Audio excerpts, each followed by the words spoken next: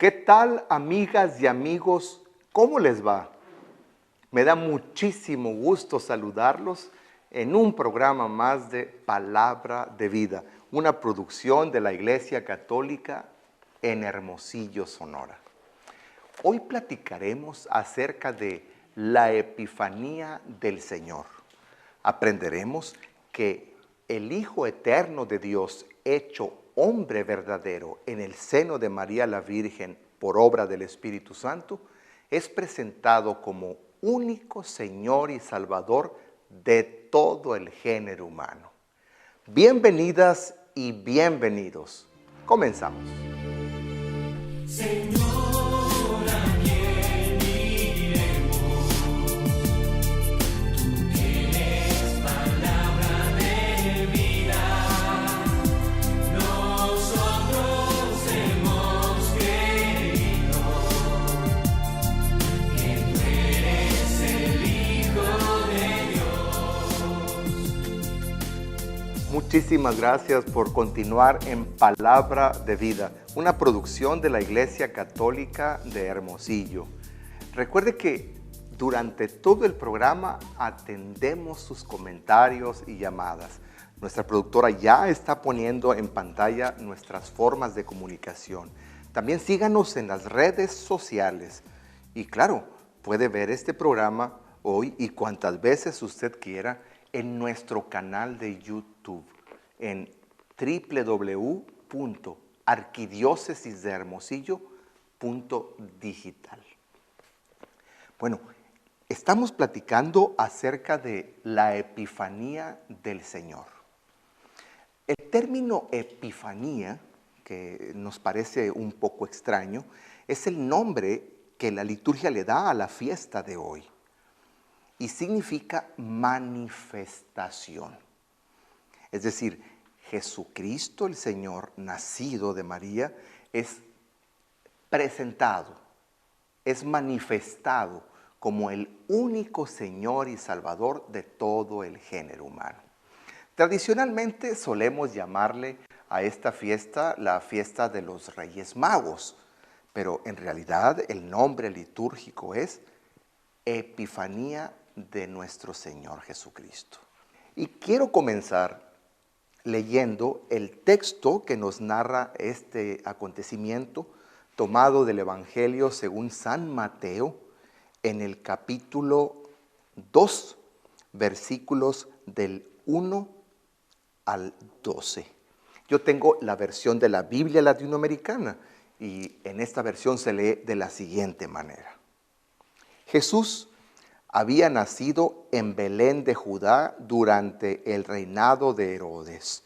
De nuevo, también Mateo, como reflexionábamos acerca de San Lucas en la fiesta de Navidad, nos ubica en el momento histórico. Bueno, sabemos que hubo 3 Herodes. El Herodes del que aquí habla es el Herodes, el tercero de los Herodes. Y luego nos dice, unos magos que venían de Oriente llegaron a Jerusalén, preguntando, ¿dónde está el rey de los judíos recién nacido? Porque hemos visto su estrella en el Oriente y venimos a adorarlo. Hemos platicado en varias ocasiones que la Biblia tiene distintos géneros literarios. Hoy nos enfrentamos a un texto con un género literario poético, aun cuando algunos estudiosos exegetas de la Sagrada Escritura suelen darle un carácter histórico, algunos otros hablan de que tiene un carácter teológico. No nos vamos a meter en un asunto de hermenéutica o de exégesis, simplemente vamos a aprovechar los elementos del texto para entender el sentido salvífico del acontecimiento. Entonces, primero, el primer elemento que encontramos aquí. Vinieron unos magos de Oriente. Es decir, ya desde el principio del texto se empieza a abrir la puerta de la salvación que se nos ha dado en Jesucristo el Señor a todo el mundo. No hay que olvidar que los judíos tenían la certeza de que por ser ellos el pueblo elegido por Yahvé Dios, eran los únicos que participarían de la salvación. De tal suerte que los gentiles, o sea, los paganos, es decir, los extranjeros, no participarían de la salvación de Dios a menos que se convirtieran al judaísmo. Y ya desde aquí se nos dice que vienen extranjeros. Y fíjense la pregunta que hacen estos magos de Oriente. ¿Dónde está el rey de los judíos recién nacido? Rey de los judíos. Pero resulta que le están preguntando al rey de los judíos, a Herodes.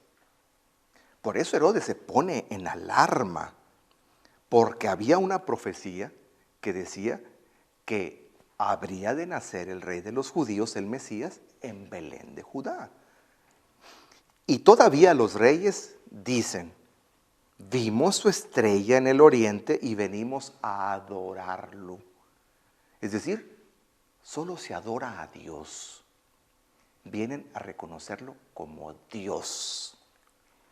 Ya los primeros versículos del texto nos están situando en un contexto donde ese niño recién nacido es para la salvación de todos. Voy a continuar reflexionando los siguientes versículos, pero tengo que ir a una pausa. No le vaya a cambiar. A un rey han esperado, coronado de esplendor, pero Dios se ha presentado, pobre, humilde y redentor. Hoy la humanidad celebra y los ángeles aclaman que el Señor se hizo presente, ha traído la esperanza. Ese niño indefenso, acostado en el pesebre, es el Salvador del mundo y nos da vida perenne.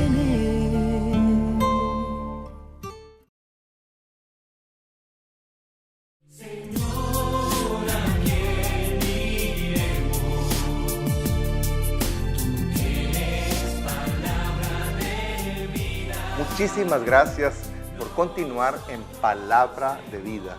Estamos platicando acerca de la Epifanía del Señor. Y comenzábamos a leer el capítulo 2 del Evangelio según San Mateo. Nos detuvimos en una palabra interesante. Estos extranjeros, estos llamados magos, vienen de Oriente. Y vienen en busca del rey de los judíos, pero con la intención de adorarlo. Ya desde el principio, aunque sabemos que el Evangelio está escrito muchos años después del nacimiento, la muerte y resurrección del Señor Jesús, y son ya una interpretación de lo que la comunidad creía, sin embargo, no es casualidad que el evangelista Mateo ponga en labios de estos magos que preguntan por el rey de Israel para adorarlo. Es decir, ya desde el principio empieza el evangelista a hablar de Jesús el Señor, a un niño como Dios, porque en la Sagrada Escritura solo se adora a Dios. Voy a continuar con el versículo 3 y dice así: Herodes y toda Jerusalén quedaron sobresaltados al oír esto. Evidentemente, están hablando con el rey de los judíos y estos extranjeros vienen a buscar al rey de los judíos y van a preguntarle al propio rey. Se sobresaltó el rey con toda Jerusalén. Reunió de inmediato a los sumos sacerdotes y a los que enseñaban la ley al pueblo y les hizo precisar dónde tenía que nacer el Mesías. ¿Qué quiere decirnos el evangelista Mateo con esto? Que en el nacimiento del Hijo Eterno encarnado, es decir, en Jesús el Señor, Se está cumpliendo una promesa del Antiguo Testamento. Es decir, ya el pueblo judío esperaba el nacimiento de este Mesías, de este rey. Y por eso es que Herodes manda citar a los que conocen de las promesas hechas por Dios a su pueblo. Y le precisan, ellos le contestaron, en Belén de Judá, pues así lo escribió el profeta Isaías. Y luego cita a Isaías, y tú, Belén, tierra de Judá, no eres en absoluto la más pequeña entre los pueblos de Judá, porque de ti saldrá un jefe, el que apacentará a mi pueblo Israel.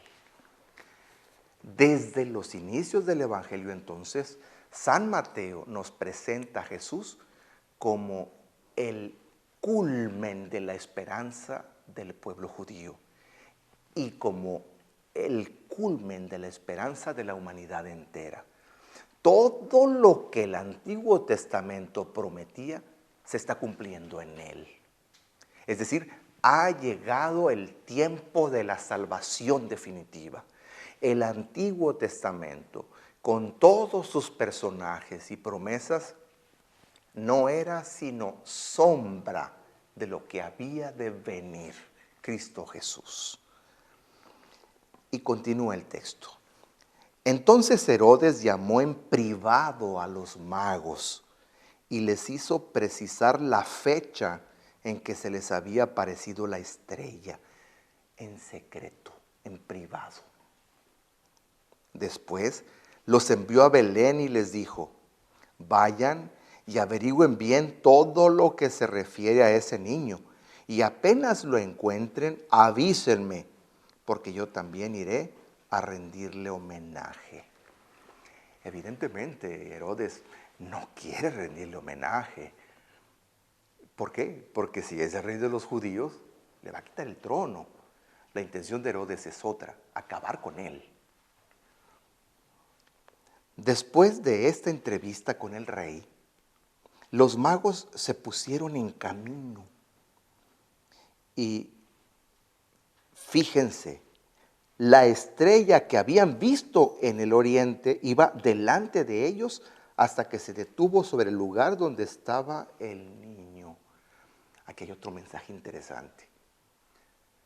Más allá de que si se trata de un lenguaje poético o de un hecho histórico, el hecho de que el evangelista Mateo hable de que una estrella los va guiando, en el fondo nos está diciendo, la creación misma es un camino para llegar a Dios. Y continúa. ¡Qué alegría más grande! Habían visto otra vez la estrella. Al entrar a la casa, vieron al niño con María su madre. Se arrodillaron y le adoraron. Abrieron después sus cofres y le ofrecieron sus regalos de oro, incienso y mirra. La tradición de la iglesia nos enseña que estos regalos tienen también su propio significado. Oro por ser rey, mirra por ser hombre importante e incienso por ser Dios.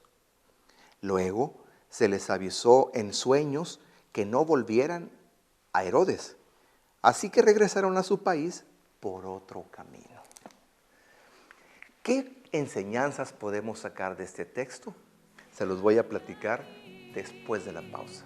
Dame la fuerza para seguir por tus caminos.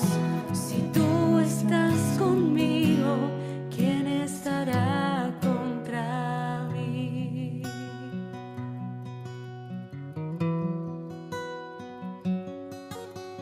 Gracias, Señor, por darme un corazón con el cual puedo amar. Gracias, Señor, por darme la lección de seguir por tus caminos. porque aunque yo te ofenda, me sigo.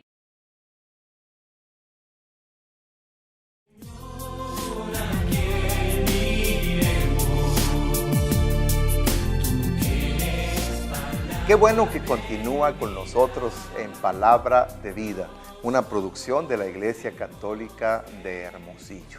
Muchísimas gracias a todos nuestros televidentes que ya están en constante comunicación con nosotros, sobre todo a nuestros amigos de Nogales, Sonora y Nogales, Arizona. También un saludo especial a la familia Gómez de Tucson, Arizona. Quiero también agradecer muchísimo a todos mis paisanos que se han comunicado desde Granados, Sonora. Y empiezo con la primera reflexión. Epifanía significa manifestación, dijimos. Entonces la Epifanía es una fiesta de luz. Es como si se iluminara el mundo por la presencia de Jesús. Y leo una cita que de hecho leemos en la liturgia de este día del profeta Isaías, capítulo 60, versículo 1, y dice así: levántate, brilla Jerusalén, que llega tu luz, la gloria del Señor amanece sobre ti. Que es maravillosa la cita de Isaías. Primera palabra, levántate. Levántate. El ser humano no está hecho para estar tirado. El ser humano no está hecho para estar en condiciones deplorables. El ser humano está hecho para estar erguido, para estar de pie, para sentirse digno. Por eso, levántate. Sea cual fuere la situación que estuviéramos viviendo en este momento, la fiesta de la Epifanía es ese grito: levántate. Si estás decaído porque has perdido algo, levántate. Si estás deprimido por la pérdida de un ser querido o porque estás enfermo, levántate. Si te has sumido en la desgracia por un error o una mala decisión que te llevó al fracaso, levántate. Si estás encerrado y sintiendo que perdiste tu valor, quizá porque alguien te hirió ayer, antier, o hace una vida, o te difamaron, o lo que fuere, no te tires, levántate. Eso lo leímos en la primera lectura de esta misa. Levántate. No nacimos para ser pisados. Jesús, al encarnarse y nacer de María la Virgen y al presentarse como Salvador, nos puede levantar de cualquier circunstancia. Si estamos tirados, presas de alguna adicción, de algún vicio, levántate, porque eres imagen de Jesucristo. Brilla, Jerusalén, que llega tu luz. Estás aquí para brillar, no para sentirte a oscuras. Si vives en un mundo en tinieblas a causa de cualquier circunstancia, brilla. El Señor nació para que tú no solo estés de pie, sino que además brilles. Llegó tu luz. Con estas palabras del profeta Isaías, la iglesia describe el sentido de esta fiesta de la Epifanía. ¿Cuál? Hacer que todo hombre y toda mujer tengan luz propia. Sí, el nacimiento de Jesucristo el Señor nos hace tener luz. Tú y yo podemos ser luz para tanta gente.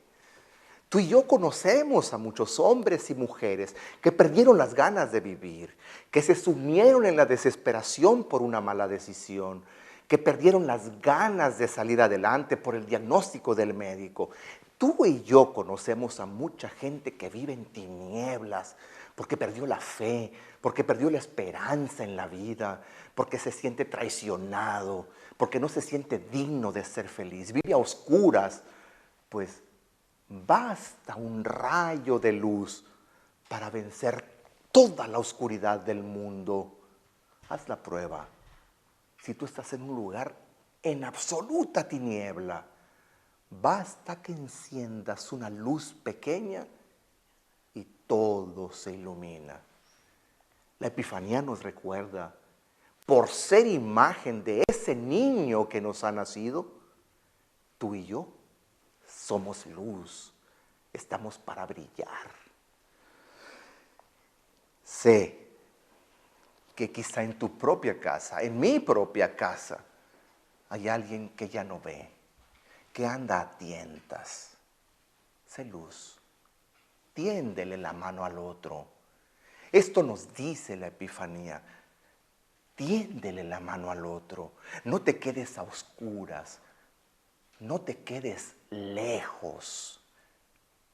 Enciéndete como Jesús el Señor y dale un poquito de luz a este pobre México tan lleno de tinieblas por la violencia, a este pobre Sonora tan necesitado de luz, de esperanza, de consuelo.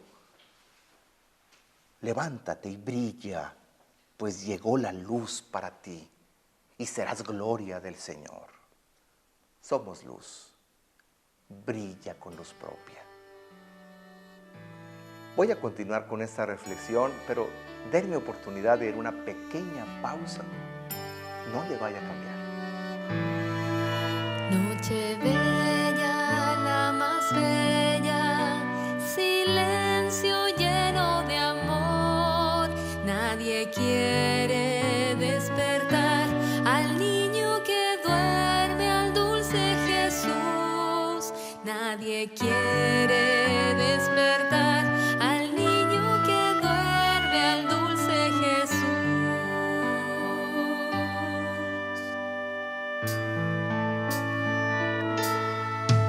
Dulces cantos angelicales marcan el compás de tu respiración.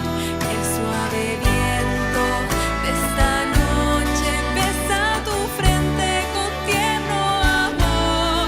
El suave viento de esta noche.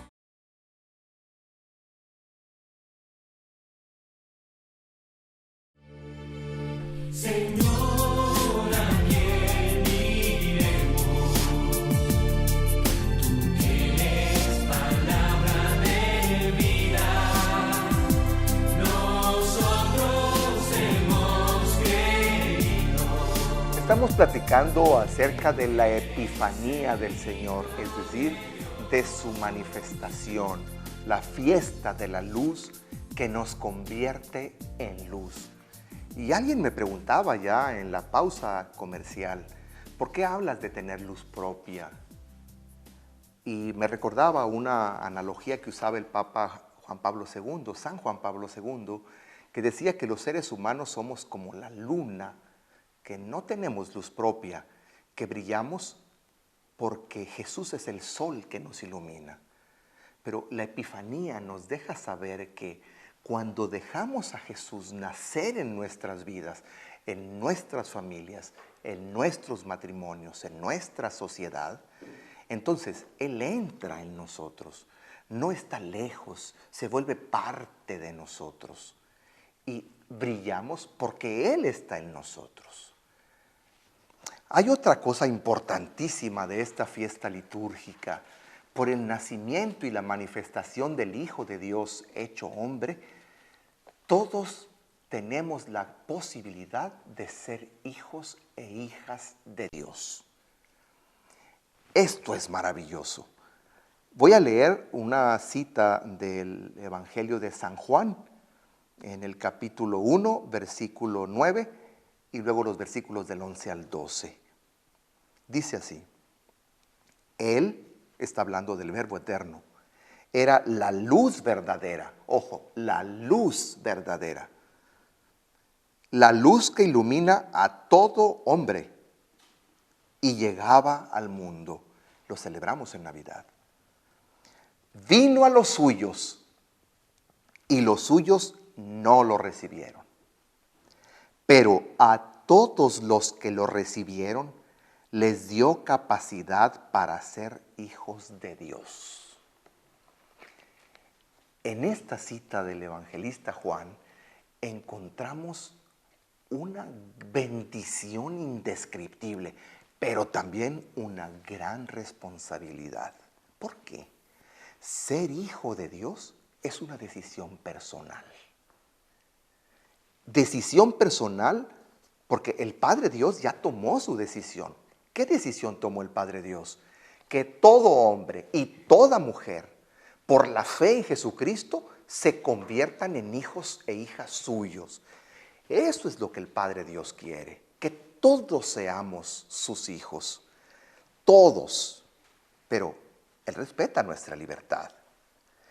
Si alguien no acepta a Jesucristo, si alguien no cree en Jesucristo el Señor, lo hace por propia decisión. El Padre Dios no excluye a nadie. Nos dirá también el evangelista Juan, Dios quiere que todo el género humano se salve y todos lleguen al conocimiento de la verdad. Pero es asunto mío.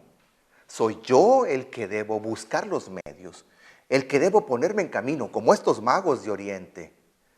Soy yo el que debo encontrarme con Jesús, fiarme de Él, y entonces seré luz y tendré la capacidad de ser hijo de Dios.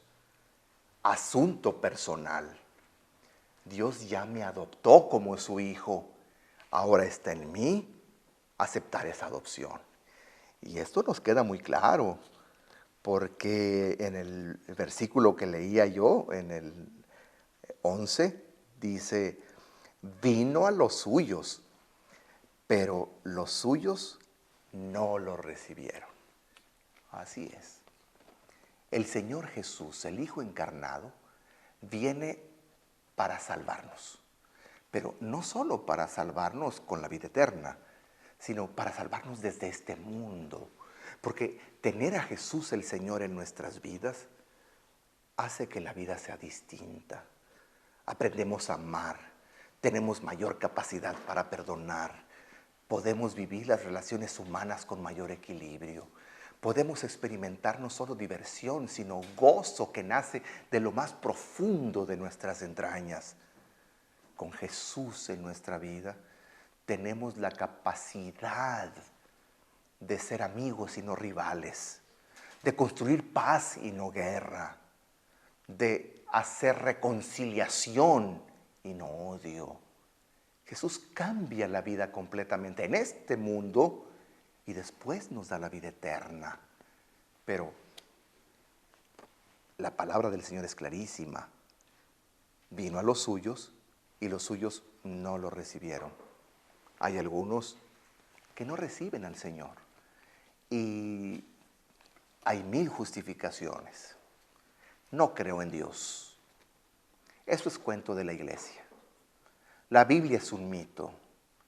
Yo creo solamente en la ciencia. Yo acepto como verdadero solo lo que pueden demostrarme. La iglesia es muy corrupta. Las religiones no salvan. Cuando cambien los curas, entonces creeré. El Vaticano es el lugar más rico del mundo. Tengo pruebas de que las religiones evangélicas y cristianas son una franquicia. Yo soy feliz y no necesito a Dios. Hay 1000 formas de justificarlo. Pero el que no recibe a Jesús, cuando vino a los suyos, si no lo recibieron, se priva de ser luz y se priva de ser hijo de Dios. Tú has aceptado al Señor. Si lo has aceptado, eres hijo o hija de Dios. Y no solo eso, eres luz para los que viven contigo. Voy a irme a una pausa para continuar con otro punto de reflexión que a mí me parece importantísimo. No le vaya a cambiar. Hoy, Señor Jesús, vengo ante ti para alabarte hoy, Señor Jesús, con tu poder puedes cambiarme, sáname.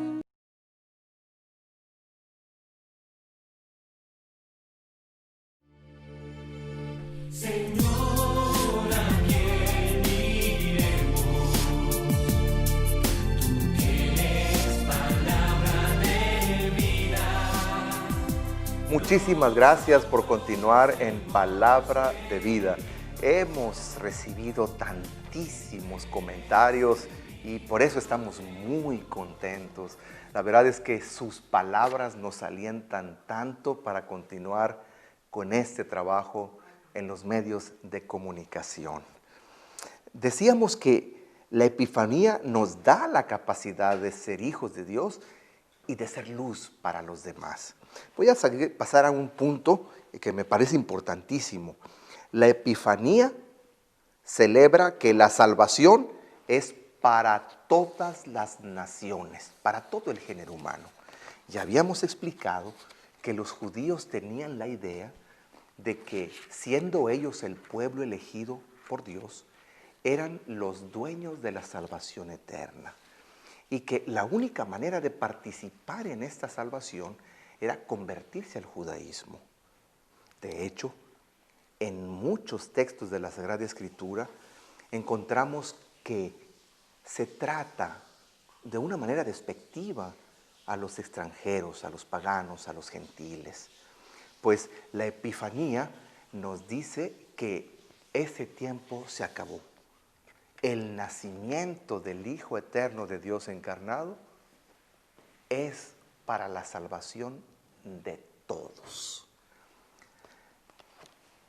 Es muy bonita la representación que el texto, por más poético que sea, nos presenta. Presenta a las culturas entonces conocidas. Dice que vienen unos magos de Oriente. Es interesante cómo el arte, la iconografía, nos presenta a estos reyes magos. Presenta a tres. En realidad el Evangelio no nos dice ni cuántos eran ni de dónde venían, pero la iconografía de la iglesia se dio a la tarea de universalizar a Cristo como Salvador. ¿Por qué? Porque pone a las culturas conocidas, pone la cultura oriental, pone la cultura africana y pone la cultura europea. Entonces, allí los coloca situados y postrados ante Jesús el Señor. Mientras que muchos judíos no habían recibido al Señor Jesús. La Epifanía nos recuerda entonces que nadie es dueño plenipotenciario de la gracia y de la salvación de Dios. Si es cierto que el Señor Jesús fundó a la iglesia y en esta iglesia nos dejó todos los medios necesarios para la salvación eterna, también es cierto que aquellos que incluso no conocen a Jesucristo el Señor, si son guiados por su recta conciencia, participan de la salvación eterna. Ya no hay límites. Dios no tiene derechos reservados por nadie. Somos hijos del mismo Padre. Sea cual fuere nuestra raza, nuestra lengua, nuestra cultura, incluso nuestro sistema de creencias. La encarnación, vida, muerte y resurrección de Jesucristo es la salvación de todo el género humano, representado en aquellos hombres del Oriente. Pero aquellos hombres del Oriente que inician un camino, es apenas el inicio de un camino que seguirá la humanidad entera. Por eso, además de ser una fiesta de alegría y luz, la Epifanía es también una fiesta para abrir el corazón y la mente. ¿No será que usted y yo, como los judíos, pensamos que somos dueños de la salvación? ¿No será que usted y yo tratamos de maneras despectivas a aquellos que no piensan como nosotros, que no sienten como nosotros, que no dan culto a Dios como nosotros? ¿No será que despreciamos a los que son distintos? La Epifanía es la fiesta de la hermandad humana, porque sea cual fuere nuestra cultura, somos hijos del mismo Dios, hechos por el mismo Dios, compartimos la misma condición humana. Es un mensaje hermosísimo este de la Epifanía. Ahora también los extranjeros son coherederos de la salvación. El evangelista Mateo nos dirá que el Señor Jesús estará con nosotros todos los días hasta el fin del mundo. Hasta el fin del mundo. Y por supuesto que sabemos que no todos van a convertirse a Jesucristo el Señor. Hay un documento muy hermoso en los documentos del Concilio Vaticano II que se llama Unitatis Redintegratio.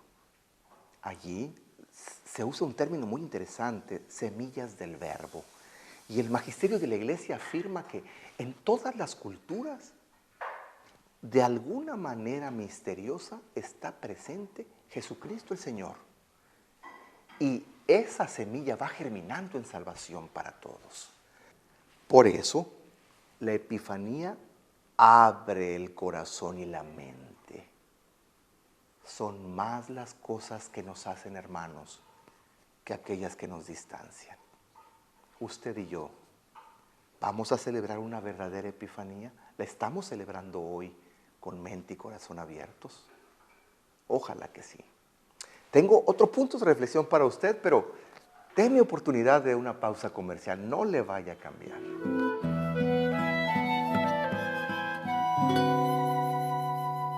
Si yo no tengo amor, yo nada soy, Señor. Si yo no tengo amor, yo nada soy, Señor.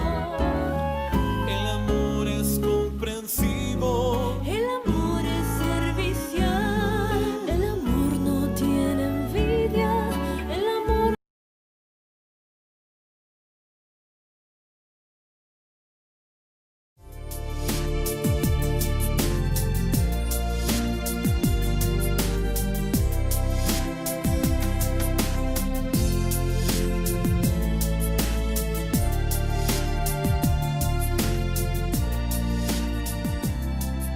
Muchísimas gracias por continuar con nosotros platicando acerca de la Epifanía del Señor, es decir, la manifestación de Jesucristo el Señor como único Salvador de todo el género humano.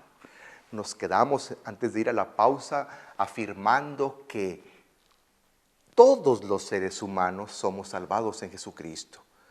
Si lo aceptamos como nuestro Señor, los que somos cristianos, o si se guían por su recta conciencia, los que no son cristianos, acceden a la salvación que Él trajo a nuestro mundo. Tengo un punto interesante para plantearles también en esta fiesta tan hermosa de la luz, que es este: los magos de Oriente siguen a la estrella hasta encontrar al Señor. Y les decía al principio que más allá de lo poético que pueda ser este pasaje del Evangelio, más allá de demostrar que si se trataba de una estrella que explotó o si se trata de una creación teológica que no tiene sustento histórico, más allá de eso, sí nos da un mensaje importante. La creación es un medio para llegar a Dios. Sí. La creación es un medio para llegar a Dios. No es casualidad que sea una estrella la que guíe a estos personajes del Oriente a encontrar a su Dios y Señor. No es casualidad. Infortunadamente nosotros, en una época con tanta tecnología, hemos perdido la capacidad de admirar la belleza del cosmos, de admirar el orden, la perfección de la creación. Muchas veces, si apenas nos diéramos la oportunidad de ver la creación que nos rodea, caeríamos de rodillas ante tal majestad. Y es que el orden de la creación nos habla de que alguien tuvo que haberla hecho. El orden de la creación no es casualidad. Imagínense que yo voy por el campo y me encuentro una cabaña de madera, de palos. Pues cuando yo la vea bien construida, sería ridículo que yo dijera, mira, qué interesante, todos los troncos que se cayeron de estos árboles secos se acomodaron de tal manera que construyeron una vivienda por sí solos. No, alguien lo tuvo que hacer.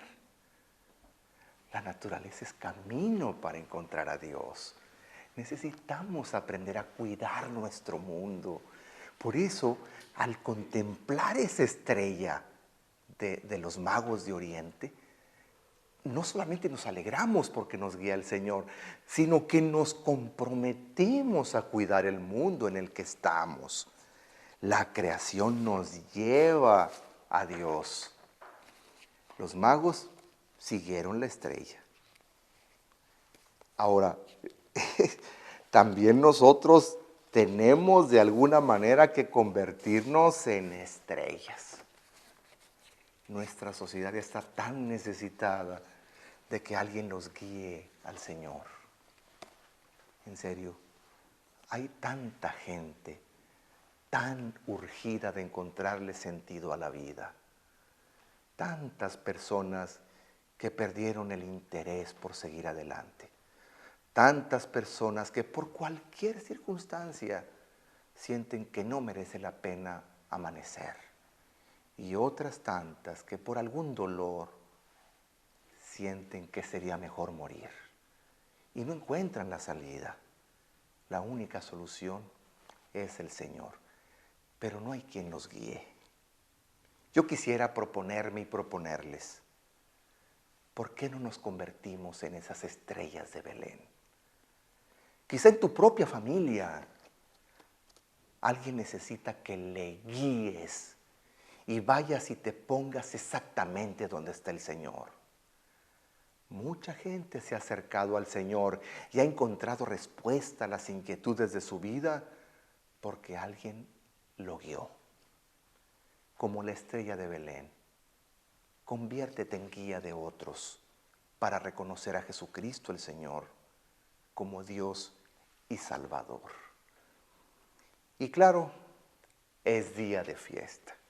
Nuestra gran costumbre, compartir en familia, entre amigos o compañeros de trabajo, un trozo de la famosa rosca de Reyes. Yo quiero concluir con eso. Hasta eso tiene un significado profundo. La rosca de Reyes. Normalmente esta rosca representa una corona. ¿Por qué? Porque Cristo es el Rey. Cristo es el Rey. De hecho, esos dulces que le ponemos de colores, distintos colores, serían como las piedras preciosas de la corona. Es la corona de nuestro Rey. También se esconde un niño Jesús, en el pan, que además, por ser pan y comerse, representa ya a la Eucaristía, la comunión sacramental de Cristo. Un niño escondido, y esto nos recuerda aquel pasaje que continúa inmediatamente en el Evangelio de Mateo, donde como los magos se escondieron y volvieron a su tierra por otro camino, Herodes, sabemos que no se trata de un pasaje histórico, pero está en el Evangelio, mandó matar a todos los niños y tuvieron que esconderse en Egipto. Por eso se esconde un niño en la corona. Y curiosamente, el que encuentra ese niño tiene que hacer una fiesta. ¿Por qué? Porque el que se encuentra con Dios Vive la vida como una fiesta permanente. Y es redonda, porque el amor de Dios no tiene principio ni tiene fin.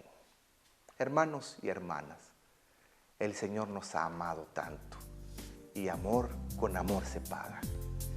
Y yo los espero en la próxima emisión. Hasta luego.